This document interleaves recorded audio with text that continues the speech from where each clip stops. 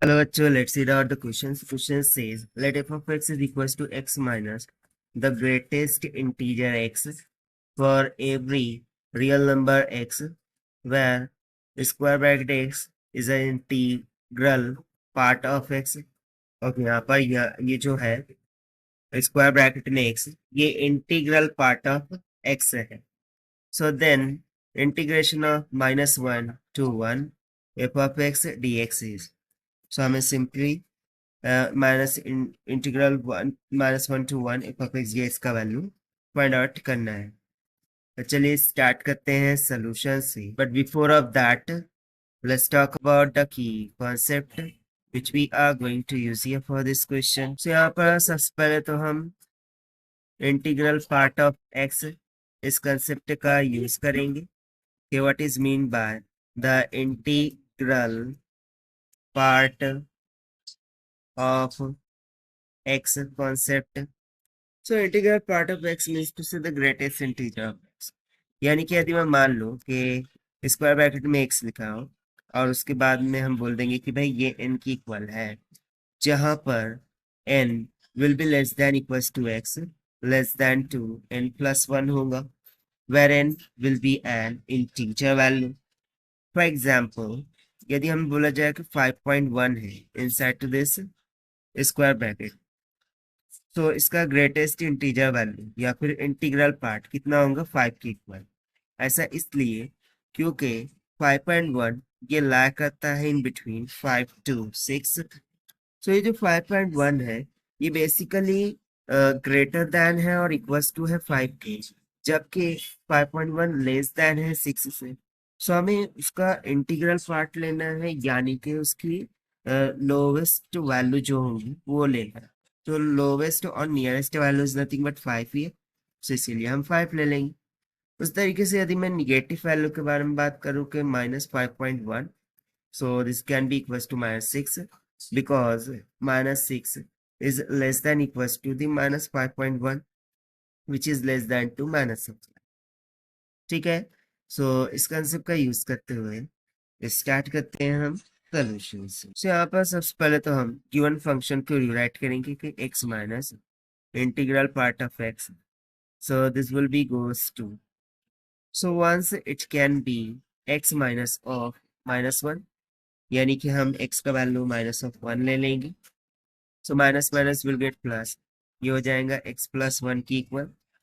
और ये कब होगा, जब -1 will be less than equals to x less than to 0, and otherwise the integral part of x value will going to be 0.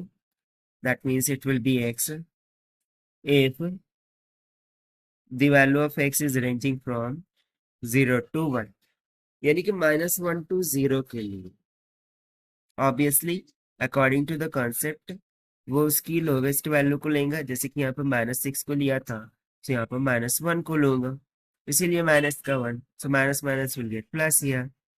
उस तरीके से 0 से 1 के लिए उसकी इंटीग्रल पार्ट यानी कि लोवेस्ट वैल्यू क्या होंगी, 0 होंगी. सो इसीलिए उसने 0 को लिया. यहाँ पर हम 1 को ले सकते हैं, but 1 will become greater than two x. And as per the question we have to find the greatest integral value.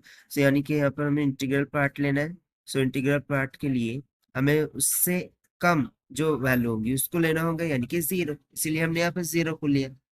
सो इस तरीके से हमने यहाँ पर फंक्शन को डिफाइन कर दिया है. अब हम इंटीग्रल अप्लाई कर सकते हैं. So we would say that कि integration of -1 to 1 f of x dx, this will be equals to, अब चूंकि यहाँ पर इंटीग्रेशन दो पार्ट में ब्रेक होगा, सो उसको ब्रेक करके हम इस तरीके से लिखेंगे कि -1 से तो 0 के लिए फंक्शन डिफाइन हो गया है x प्लस 1 dx, प्लस में और फिर रिमेनिंग 0 to 1 के लिए फंक्शन डिफाइन हो गया है x dx. सिंपल. अब इसको हम by using the formula of integration of x to the power n dx is equals to x to the power n plus 1 by n plus 1 से expand कर देंगे. So this will be gives to integration of x plus 1 will become x plus 1 का whole square divided by 2. The limits will go from -1 to 0. Then plus में integration of x will become x square by 2 and the limit will go from 0 to 1. Now put upper and lower limits. तो upper limit put करेंगे तो एक 0 हो जाएगा यानी कि 1 का स्क्वायर बाय 2 यानी कि 1 by 2 हो जाएगा. So यहाँ से integration -1 to 1 f of x dx है. This will be equals to upper limit put करने पर 1 by 2 मिल गया. And then if you put lower limits, so -1 plus 1 0, so 0 by 2 0. So ये lower limit put करने पर 0 हो जाएगा. प्लस में into another bracket upper limit put करेंगे तो 1 by 2 हो गया. लोअर लिमिट पुट करेंगे तो 0 हो जाएगा. तो ये सिंपल हो जाएगा 1 by 2 माइनस में 0. सो 1 by 2 plus 1 by 2 कितना हो जाएगा 1 के equal.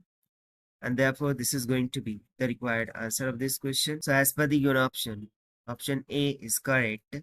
So this is the required solution. I hope you understand it well. Best of luck. Thank you.